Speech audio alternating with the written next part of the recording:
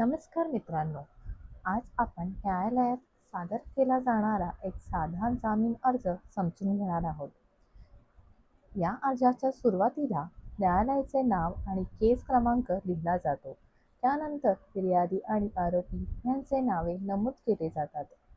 त्यानंतर अर्जामध्ये असा नमूद केला आहे की सदर आरोपीतर्फे विनंती अर्ज सादर करण्यात येत आहे. पुढे लिहिले आहे की सदर आरोपी सक्षम रकमेची वैयक्तिक जामीन आणि जामीनदार देण्यास न्यायालयाने परवानगी द्यावी. म्हणजे आरोपी न्यायालयाच्या सर्व अटी पाळण्यास तयार आहे.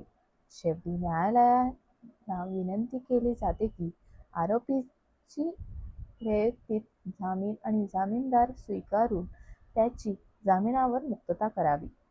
अर्जाच्या शेवटी आरोपी किंवा त्याच्या वकिलाची सही केली जाते आणि जागा आणि तारीख टाकली जाते.